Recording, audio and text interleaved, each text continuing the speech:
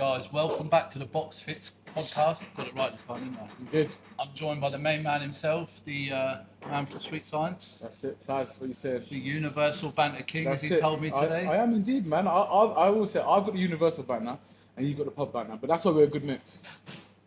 Listen, mate, I will take whatever compliments you give. Today we are joined by an absolute legend in boxing, aren't we? Definitely. Like one of the top guys. Yeah. His name is Fit. Oh no, wait, nothing about me. That. We're joined by Hus Ragip. How we doing, Hus? I'm good, man. How are you I'm guys? good. Welcome to the podcast, man. Thank you for having me, man. Have you been on a podcast before? Yeah, I've been on a few. Yeah, I've But been. this is going to be the best one you've been on. I believe so. Yeah. I So believe so. Hus is the MC for Misfits. Misfits boxing. Yeah. For pretty much all London-based boxing, really, isn't it? Majority. I mean, like I do top tier, and do Nielsen with TM14. They're like my main three at the minute. Yeah. Yeah. Solid. So, what's that like, man? Tell me, like, how did you get into that gig? Like, Well, I got into the announcing in the first yeah. place. It was just before COVID, 2019. So like it's been like 7 years now. I was working at a bank station at the DLR, Docklands Light Railway, and then I was working there, and then I started announcing trains as boxers Oh, so for you a was joke. on the tannoy. Yeah. So I was stuck on the platform, and I was just, they said you can be creative if you want. The company said that. Yeah. So like, as long as you're getting the information out and stuff, like, and not swearing, not talking about politics or anything like that, go for it. So then I just started doing that because I do like quite a few voices. I've always like been into voice acting and things like that, trying to get into voice acting, and then I started introducing trains, and then I just thought the best introductions from a boxing introduction.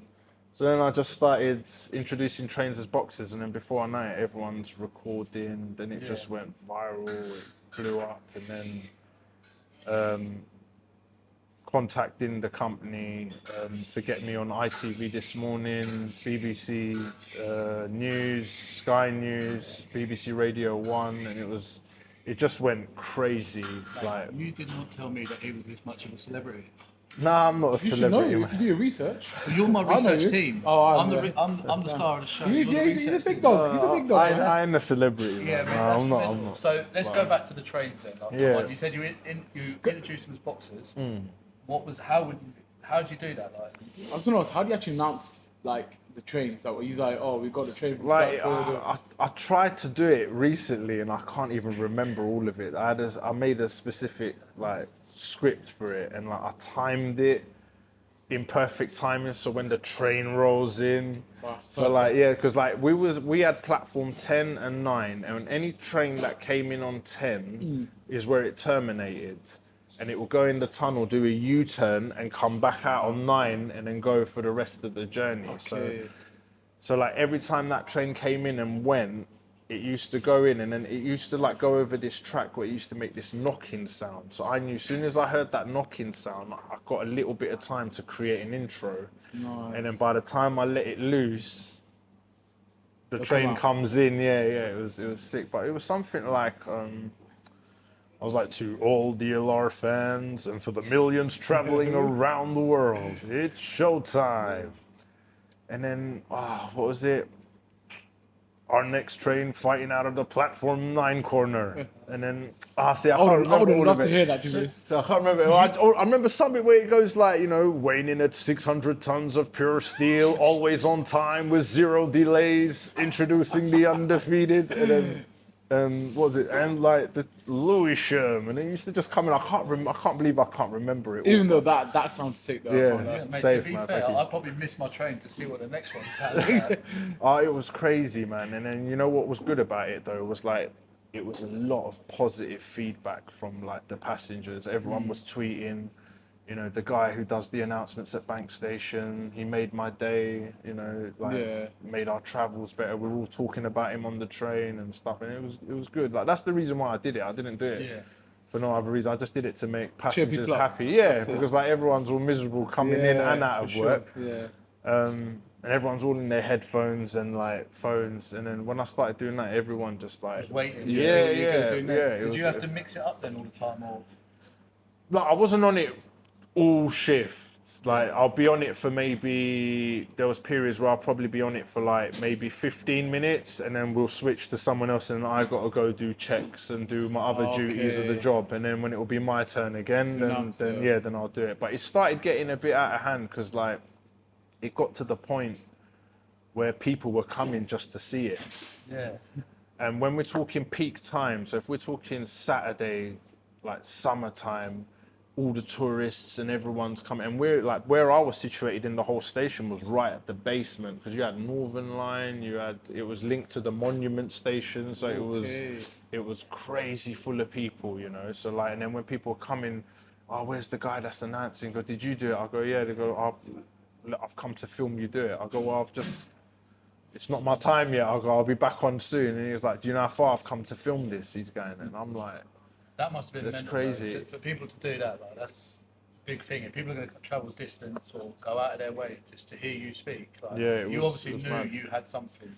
Yeah, and then like at the same time when it was on socials, like, you know, see Michael Buffer retweet it, that was the point where something clicked for me, where I was like, man, if he sees something in it, then there must be something in it, because he's the top G in it all. So how long from when you was doing that then did all the TVs and everything start getting involved? I was still, short, when it all like blew up on, I think it blew up on Twitter and Facebook. That's where it like really blew up. And then like it got to a point where I remember this guy coming up to me as well. This young black kid, he come up to me and he goes, are you the one that done it yesterday? I just finished doing one. And I go, yeah. And he just shows me his phone, he goes, you're on Sky Sports. And I'm just like, what? Fuck.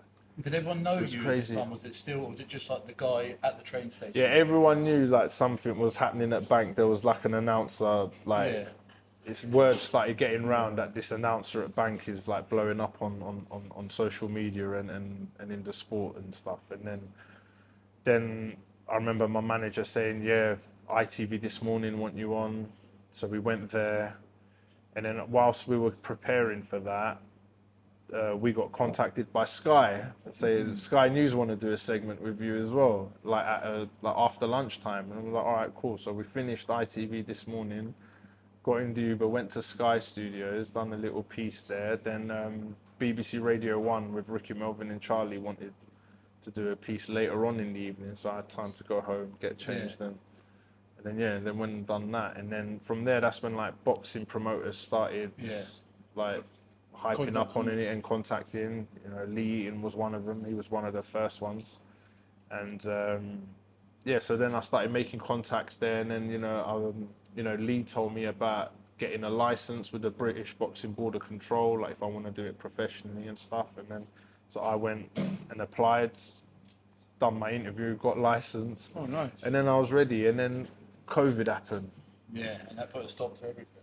That completely killed everything. Back to the trains. Not even that. I'd already left at this point. I'd left to pursue this. I've gone self-employed, and I've gone to pursue this. And then COVID happened, bang, and then all the sporting shows are shut, so I can't go announce. I had to do Just Eat driving to survive. Yeah. Wow, that's crazy. What story, Yeah, that's mad. I was Just Eat driving. Like you said, you always knew you had voices, or you. So as a kid growing up, was you always doing different voices, different impressions, or like? It came from gaming, funny enough. Like Metal Gear Solid, was one of the. Discussed that. Metal Gear Solid was because I struggled at school a lot, like academically, and so like Metal Gear Solid was one of those games where the voice acting was like superb for a game at that time. You know, it came out in '98, and they kept the subtitles even though it was in English. Even though the game we're playing is in English like voiceover work, but it still had the subtitles. And that's what actually taught me how to read properly.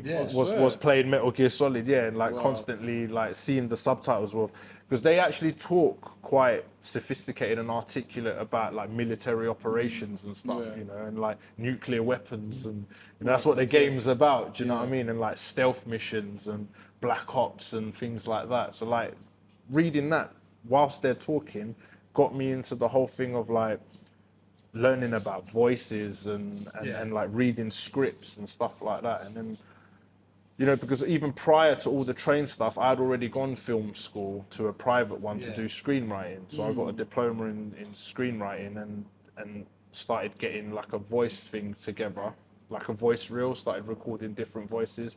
And then I went and got a voice agent as well in Soho. So I started doing a few. This is mad that all these things exist, like voice agents and stuff like Yeah. that. What really shocked me, the fact that you went to the British Boxing Board of Control and you have to get a license to announce. Is that a thing? You have to do? For if it's professional and Why is professional that? bounce. For the control, I imagine.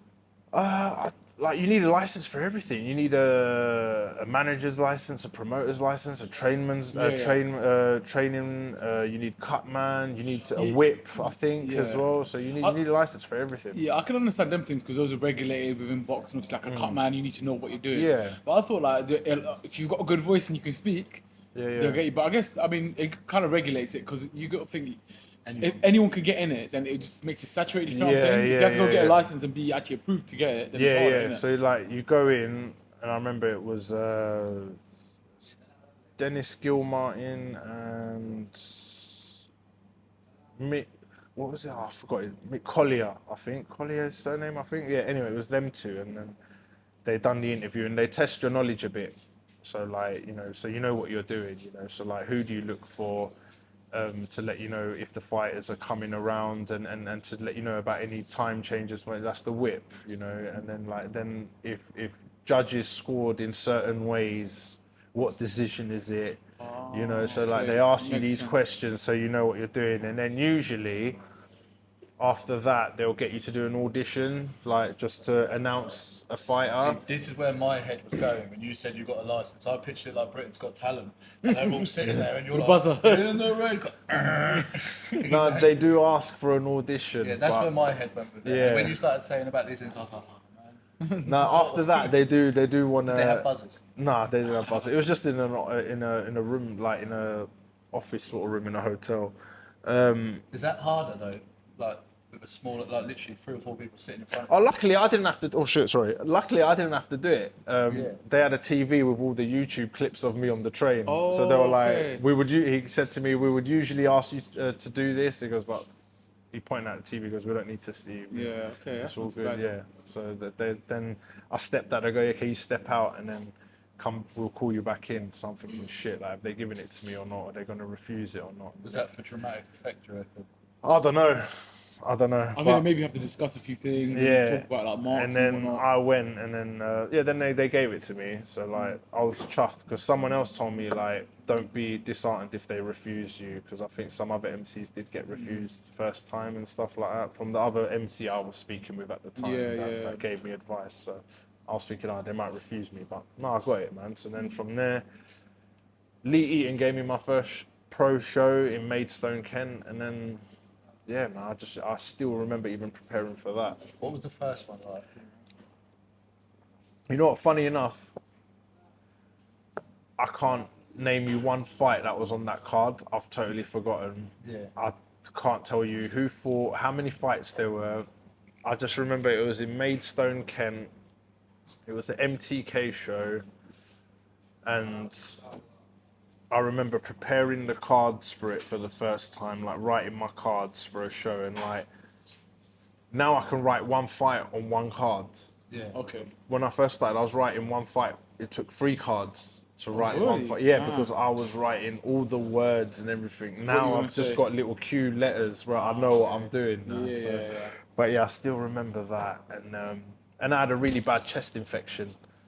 I still never forget that. I had a really bad chest infection. I masked it well. No one knew. But after that show, not a lot of people know. I went A&E to go get it sorted. Yeah, because it was really bad. The fact that you still went to a show and did it, Yeah. that just shows your determination. Yeah. One thing I do want to ask though, like just like we work in media, yeah, and like when I'm about to do an interview, I just kind of like switch and I'm like interview mode, and I'm like, okay, welcome to Sweet Science. Is that what you do? Like when it's like, I mean, I've seen you at shows anyway. Like you're chill, you talk, and next thing, boom, He puts a blazer on, innit? Once that blazer comes on, that's it, man. He means he's busy. He don't look you in the eye anymore. That's it. They even know who he is. No, and then you're like, oh, cool, okay, focus, man. You just tunnel vision kind of thing. Yeah, like it's like now I'm like super comfortable with it. Like now nothing really bothers me at all. Okay. But what used to happen, like people used to ask, "Well, don't you get nervous doing it in front of all these people?" And like, it wasn't even about how many people are watching, or even knowing that I'm being watched all over the world on screen.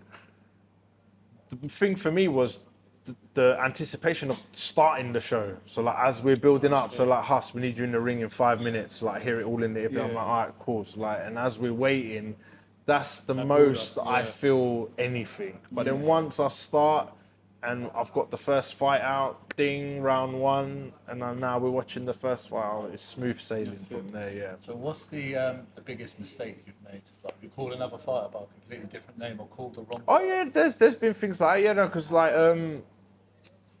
yeah, there's loads of mistakes, man. Everyone makes mistakes. What's your biggest one though? The biggest one, I know there's been a few, man. Like I remember I looked at the running order and the names were changed around. So then when I wrote my cards, I introduced the other fighter to come out instead of the one that should have been coming out. But the thing I got, it wasn't swapped around.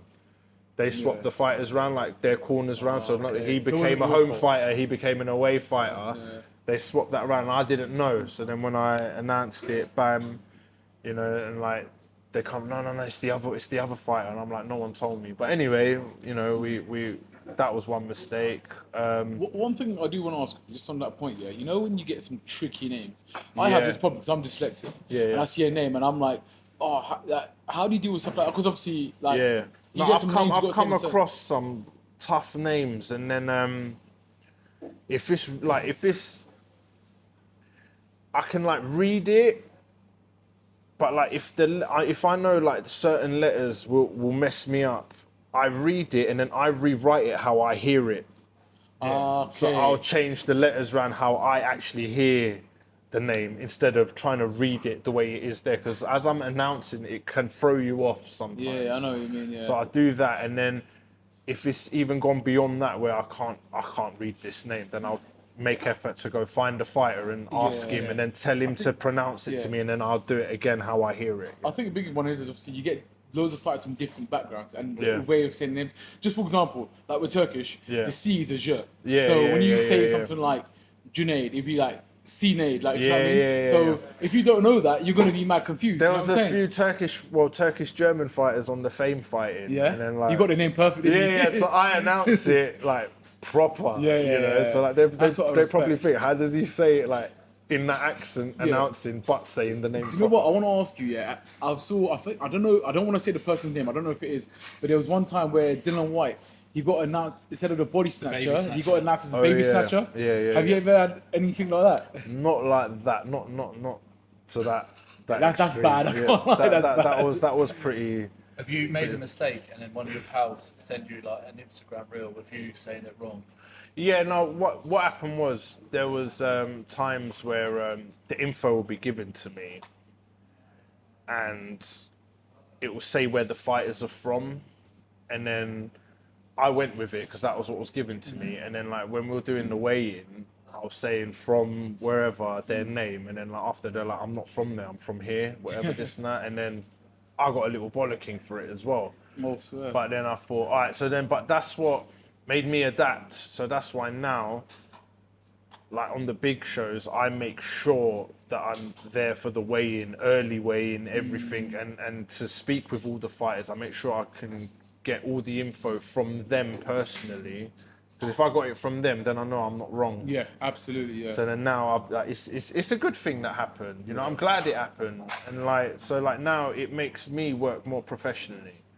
You know Obviously, what I mean? as you go into the building, one thing I do want to ask quickly though, like in this kind of world, what actually makes a very good MC in your opinion though? Like what makes a good MC? What's one attribute that you need to be a quality MC like yourself, of course? A voice. A voice. Yeah, you need a voice because. I mean, voice is the main thing, of course. But I mean, like. You need a voice where it grabs everyone's attention as soon as it's come on. Okay. Yeah, so like. You know, like. The ones that done it for me was always Michael Buffer and Jimmy Lennon Jr. You you know. So like when they announce, you know, it's time. Yeah, it's time started. Like when he says, "Let's get ready to rumble." He's Mark. He's Yeah, that's well, his one. Yeah, That's his thing, yeah. he's If I had your voice, I'd be ordering pizzas like that. I'd be like, Domino's. Can I get a pepperoni? Please, pizza. Could you Have you ever done imagine? something like that before? Like, Come on, answer you've someone, got be to do like, "Hello," something like Not that. in the boxing. No. Would you ever do an order like, hello, can I get 2 chicken curries? No, I did stuff. I did stuff like used to like prank call kebab shops with Arnold Yeah, come on. Schwarzenegger and stuff. So, but I'll do like Give me the ketchup. You need to get I your... need a large donut with grenades in it here. Come on, and they used to That's go. quality, that's They used to fucking like proper start swearing at me and Yeah. getting mad. They're like, "Fuck you, you idiot!" And I'm like, "Fuck you!" I'm going, you know, sorry for swearing. Honestly, go with it. But yeah. So like, you know, it was like that's the sort. Never did boxing though. Never did like Can the you boxing. hear a voice and then mimic it? Certain ones if I hear it enough. So like, if I like example, like if I watch the Pirates of the Caribbean trilogy, like if I watched all 3 of them back to back, my Jack Sparrow will be on point. Perfect. Yeah. Same if I watch like a couple of Sean Connery films, my Sean Connery will be on point. And obviously if I watch Arnie, I'm fucking already in there with that I've got one. to hear Sean Connery now. No, you know, I haven't heard him or done it. Who have you got on the top of your head? Come on, there must Just be Arnie is my main. Is that your go-to? That was a good I one. started doing Arnie at 16, like as soon as I started college. That's when I started doing Arnie. I think that's a gift, to be honest with you. Yeah. Mate, Mate, that is a gift. It's a serious gift because you can't like train to do that. You either have it or you don't. Really. Yeah, it's one of those Have you things. heard his accents and voices? I think my accents are Show him great. the Irish one. Time to monitor, my fellow. See, it's Not going bad. back He there. was chatting Turkish with me Yeah, I know. yesterday. Yeah, I speak Turkish, Yeah, man. Yeah. My And Turkish pronunciation is he decent, isn't it? speaks it really good. Yeah, there we really go. Thank good. you. Yeah, go on, Mate, go on. fair play to you, He's man. always at me Yeah. saying, "Oh, you can't pronounce this and pronounce that." And whatnot. He even tests me. Sometimes he gets like people to bring like Greek names and Irish names. Listen, I'm not Irish. How am I gonna pronounce Irish names? Obviously, I can pronounce. Give me a Turkish name. I pronounce it perfectly fine. Mate. You can't pronounce Turkish names, can you? Hakan Suka. It's not That's even still wrong. Hakan That's Şükür. it. Yeah, shukran, yeah. That's it, That's man. it, yeah, The thing yeah. is with Turkish, obviously, I grew up around Turkish stuff. With their letters, like for example, their S is not a sh, and like their C is like j. Yeah. Tell me shush, man. I'm saying the letter, but that's what I'm saying. But that's the thing. I think with being an MC, you kind of got to know, like I don't know. They probably think like in Serbian language that like if there's a little thing on top of a letter, Yeah, you yeah, pronounce it yeah, like this and yeah, stuff like yeah, that. yeah. Like for example, like you know, like Turkish is the best example I think of. Like you know what I mean? When you have the 2 O's with the dots, it's an Yeah, instead of an O. yeah. You know what I'm saying? See, But- my name's got the U with the 2 dots. Oh, Really so original. how do you actually pronounce your name properly then? Hussein. Hussein. Oh, yeah, Hussein. Yeah. Hussein. Okay. Yeah. That's crazy. Do you ever get So- people that come up to you? Obviously, Yeah. you've seen around quite a Yeah, lot, and they go, "Oh, Hus, please, can you just pull out the camera? Can you just announce my name, something like that?" Does that not annoy you? Not really. I mean, it don't happen that much. So like, it don't really happen that much. It does happen a few times, and most of the time it happens with people I know. So like, Okay. so like if I'm at like a fight week or something, it will be like one of the fighters' mates or someone I know that'll be like, "Hus, just do this for me," and then I'll. You do think I it. can get you to announce the Sweet Science in your voice? Yeah, of course. Okay, Yeah. well, next show, Right, I'll yeah, get you. yeah, Go on there because 100%. you might kick me off. You finished plugging your finger. Oh yeah, I'm done now. I'm done, Done, man. yeah. See you later. Go back to the podcast. Yeah. I'm joking, I'm joking. So obviously professional boxing. One of the things I want to speak to you about is Misfits. How did you get into that, and how different is that from the pro boxing? I got into that by, I think DAZN and Misfits collabed on Instagram and put a casting call out for announcers. We're looking for a ring announcer.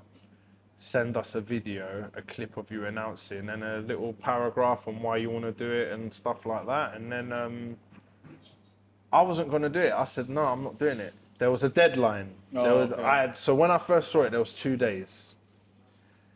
So then I decided, when I first saw it, I decided not to do it. Because I thought, this is influencer stuff, it might affect my pro stuff. So that first day, I go, oh, I'm not doing it. And then the next day, I remember waking up, I went downstairs, made my coffee, and then I just thought, you know what? I'm going to apply. I'm going to go for it. So I went upstairs, put a little clip together on my PC. It was the Ashley Sexton versus, I forgot his first name, but his surname was Engabinyana. He was a South African fighter. It was a Box Nation show. Anyway, I did that. It was a IBF European. It was my first like European title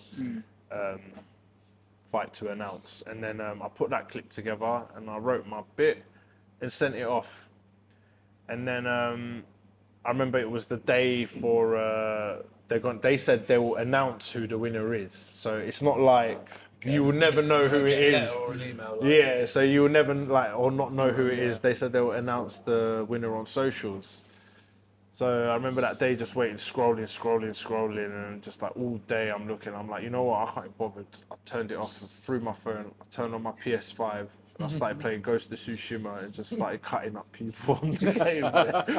I was playing it for about 45 minutes, and then I just felt a little zzz on the sofa. I looked, and it was from the Zone.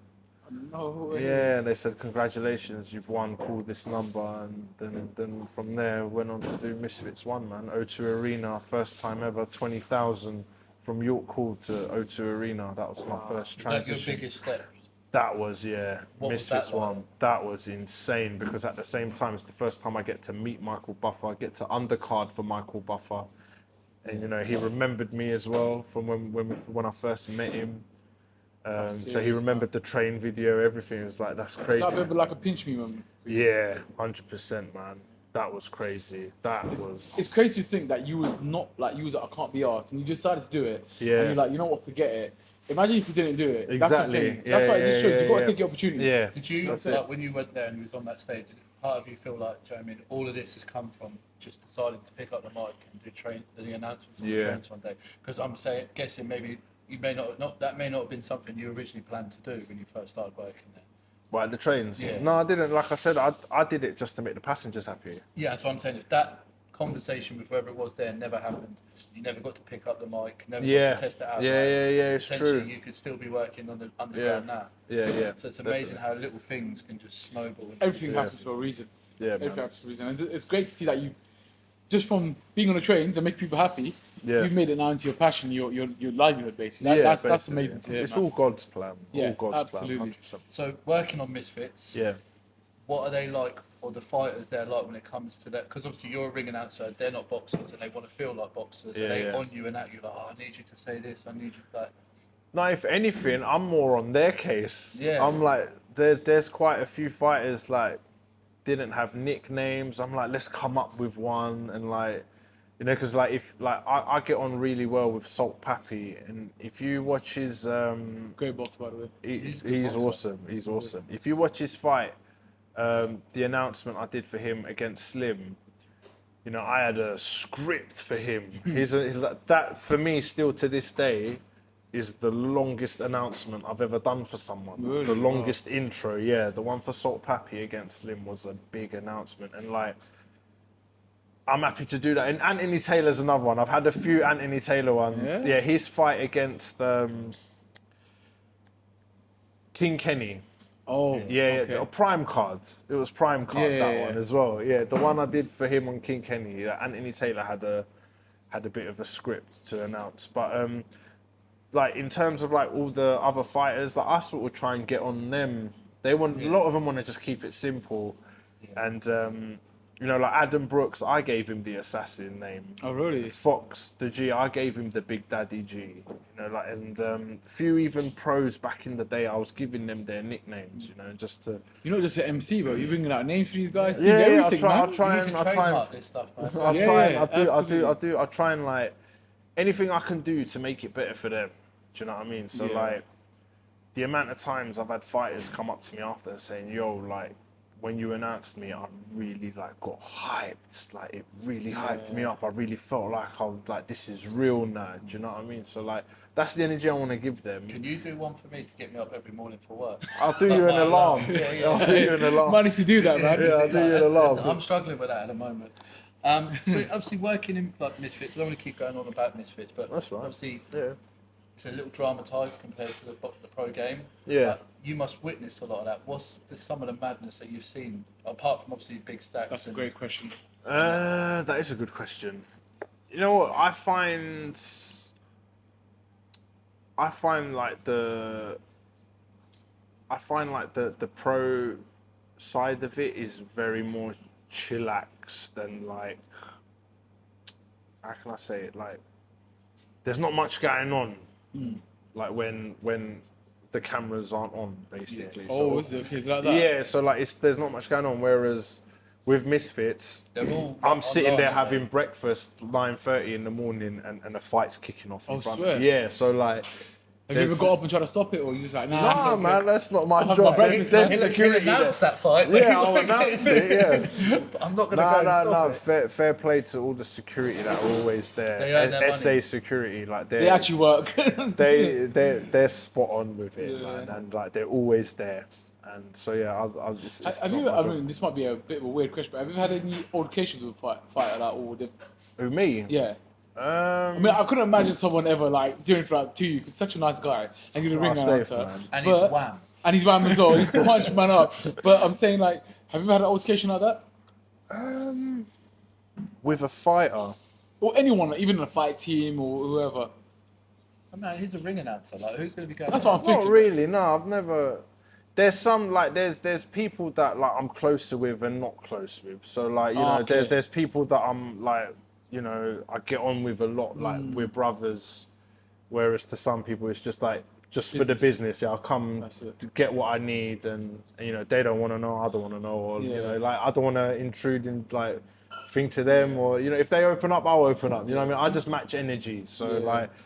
I don't know, like if they want to keep themselves to themselves, I keep myself to myself. But like there's a lot of people I've like made friends with Misfits, and That's good, man. so like Great insight as well. there's like a lot of like they feel like family, a lot of them. Do you know what I yeah. mean? So like you know to the point where we're meeting up, even not at events, like just personally and stuff like. So it's like it's brought like a good family of friends, man. So like that's what I do love about To Misfits. be honest, like my opinion on that as well with yourself. I remember seeing you at shows, and I approached you, and we just chat, and then we just always it's all love, and we see each other at a show. man. We see how we have a good chat and 100%. whatnot. I have an important question. Yeah, Go go on. for it. If Misfits come to you, when Yeah. Hus, MC, fight another MC on Misfits, who would you like to fight? Thomas Schreiber. I don't know, man. You're not fighting Michael Buffer. You can't fight your hero, man. No, you can't fight a hero. No, I mean, it's like it all matters in weight though as well, isn't it? Like I'm heavyweight. We'll make the weights happen. Don't worry about that. There's got to be one guy out there that you want to iron out. Not really, man. I'd rather just chill. He's a lover, man. He's not a Yeah. fighter. Right. I So rather in my like- head, what I'm picturing is, have you seen Zoolander, where they do a walk-off? I'm picturing like an MC off. Do you announce opposite again, going back and forth like an MC battle? I didn't battle with him, but like, do you know Ricky Wright? He's a Welsh guy MC. He does all the Fight Gecko stuff in Dubai. Okay. No. Anyway, like he does them shows, and then Warren Spencer was fighting on that show, and then Warren wanted me to just announce him in his fight. So we made it happen. So I went out to Dubai, Nice. and then I was with Warren, and then like Ricky announced the fight announcement and the red corner, and then gave me the mic, and then I announced Warren. In like that a tag corner. team kind of thing. Yeah, so yeah, after like we weren't battling, but we tag teams. Yeah, like I've tag teamed with an MC a few times. Yeah. One thing I do want to touch on. I remember last December, you flew out to Dubai for the Andrew Tate and Chase Chase fight. and Moore fight. Yeah. Massive fight. That was that wicked. was huge. That was a wicked And I was time. watching your story. I was seeing you enjoy yourself. Yeah, I it think was- one snap that I remember. Yeah. I think you went to go get food and you had like a steak. You had like fruits. Oh, and there stuff was like a that. big Yeah, like a platter. pie. I was just like, damn, It this was- guy's you doing know his what? life. Because I went there in the intention because I was bulking at the time Yeah, as well. yeah, yeah. So I'm eating as much as I could out there. Yeah. So I was eating a lot of But- food. Qatar yeah. was where I ate the most. Though. Yeah? Food is good out there as well. Isn't it? Oh mate, It's amazing. it was wicked. But What like, was it meeting Andrew Tate and that then? Because he's obviously the biggest figure in the world at one point. He's from I his mean, hometown Luton as well. I didn't really get to see him and chat with him much. I sort of spoke more with Tristan, Okay, his brother, yeah. and there was Marcel as well. who's that? Marcel, their friend, little short mixed race guy. No. There was that fighter with him, an ex-fighter, tall white guy. Forgot Luke is his name. I can't even remember. There was him and his trainer, but like because I was like with Warren, I went into Andrew Tate's gym and I was watching him hit pads for about half an hour, which was cool. And then he come and spudded me when he was in between, like he was resting. So he come say hello to me, which was cool. And then I was just chilling. I spoke with Tristan a bit, and that was it. That's all I really had with them. That's all I really. That was it. I just get to just say hello to Andrew Tate, and I spoke with Tristan a little bit, and then that was it really. So for you going forward now in the NC world, what would be your ultimate goal to achieve? I would like to announce a professional heavyweight world championship in a stadium. Like a big fight, Yeah. Riyadh or something like that. Yeah, like a stadium. Yeah, like a Wembley Stadium or whatever. Well, definitely can get there. Something that's on my list. There's something else in the pipeline. I can't talk much. I can't talk much about it, but all I can say is it is a stadium and a different sport. Oh, okay. So that's in the works. It's not fully ironed out yet, but when that's all done, I'll announce it. Yeah, it'll be amazing, and it will be, inshallah, it will be a life-changing opportunity. Yeah. Also, I want to ask you, with your voices, what about going into movies, Hollywood, anything like that? Would that not be an ambition for you? I mean, I did a lot of extra work. I got casted for Batman. I went to the Warner Brothers studio, got fitted. I was playing one of the gangsters, but then COVID fucked that scene up. And then, COVID's been a killer for you. And then it fucked me up. That did. And then I was in the Flash movie, the latest one. I was in the bar scene. Then I was in the series The Man That Fell to Earth. It starred Chiwetel Ejiofor. You know the guy that was in 12 Years a Slave? Yes. Yeah. Him and Naomi Harris was there, and then I was a Mexican cop.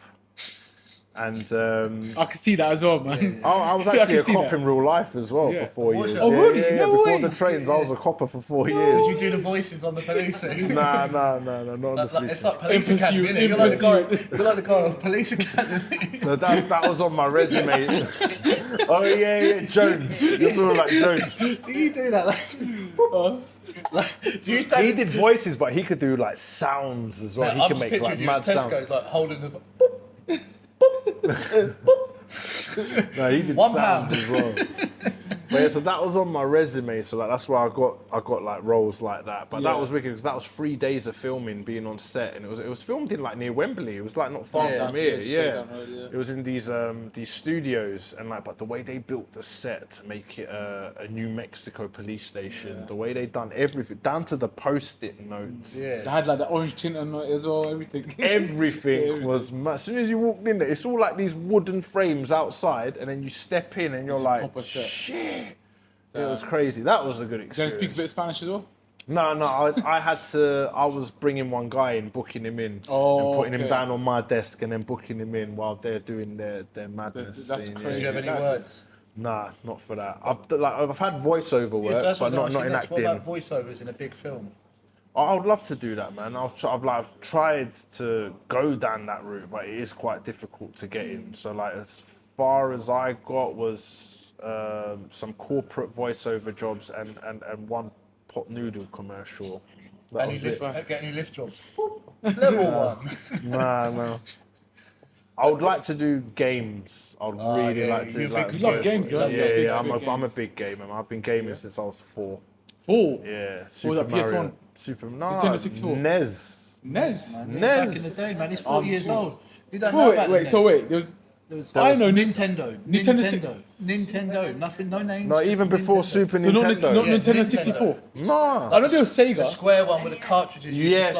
Duck Hunt. And the first ever like Super Mario. God, yeah, I'm young. Blow it. And it done nothing. But you put it back in. And I remember there was Sega Mega Drive, and then there was Nintendo 64 with a funny controller. Just Mario. before the Sega Mega Drive. Yeah. So there was a games NES. There was NES. Then the Super Nintendo came out with Super Mega Drive. There was a Mega Drive and a Super Mega That's Drive. crazy. Yeah. Do you play Warzone? I used to play it. I play Warzone quite a bit. I enjoy more like single player games with a like wicked Metal Gear story. Solid, perfect, man. Metal Gear Solid, Sekiro, Stellar Blade, Your proper game. Black Myth Wukong. I've I have recently no idea what completed. you guys are talking Can about. you do a snake? Do a snake impression. You're pretty good. I actually met him. I actually met David Hayter as well, and he signed my Metal Gear Solid 1, and we got a video together as well. That's Yeah, funny, we got a man. wicked video for 5. Yeah. Anyway, Hus, Yo. I want to thank you for coming on. No, thank you for having me. And I Man. wanna It's always a thank you pleasure, too, man. man. Mate, honestly, top guy and Thank you, man. the best ring announcer in the world to me now. Wow. Definitely. My guy. He was the best ring announcer for me before this podcast, by the way. He's your best ring announcer now, isn't he? Yeah, he is now. But no, And honestly, my favourite training no, announcer. It's been a pleasure, Thank you, man. man. Honestly, Cheers, man. you And are an absolute I say- legend. No, I appreciate I look it. forward to seeing you one day at Wembley announcing the heavyweight championship. Oh, of the that world. would be a dream, man. That Just would don't be... forget us, please. Nah, man, of course Hit not, that, bro. dude. Like I've always still spoken to the people that I was speaking with when it all started. You know what I mean? One thing I do want to do, you Yeah. get asked a lot of pictures, people, so that.